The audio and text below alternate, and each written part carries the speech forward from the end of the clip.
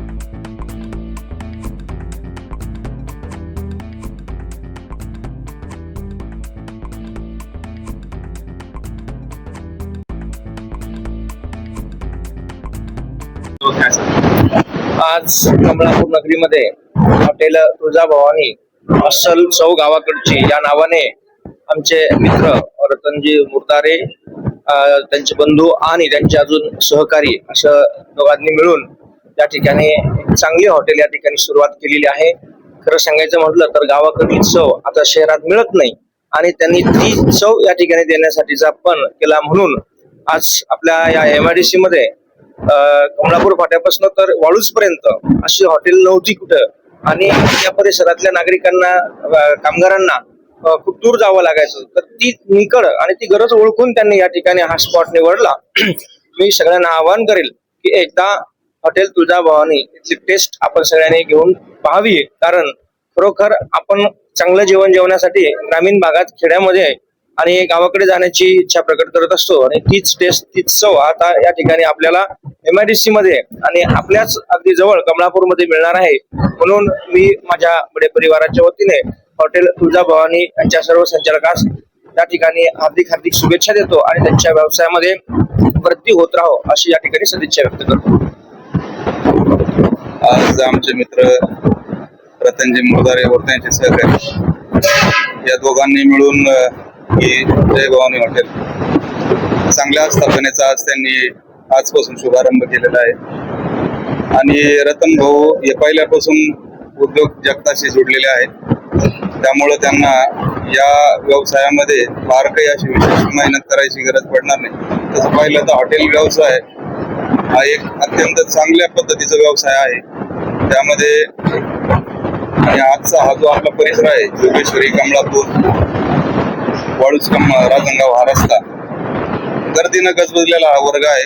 आणि निश्चित रतन भाऊ असतील, त्यांचे सहकारी असतील, या हॉटेल व्यवसायाच्या माध्यमातून येथील सर्वच जे खाद्यपदार्थांचे शौकीन आहेत त्या सर्व परिवारांना या ठिकाणी त्यांच्या मेहनतीतून आकर्षित करतील आणि सर्वांनी त्यांच्या या आस्थापनेला, त्यांच्या या हॉटेलला अवश्य एकदा भेट द्यावी असं त्यांच्या मित्रपरिवारातील एक सदस्य म्हणून मी सर्वांना आवाहन करतो.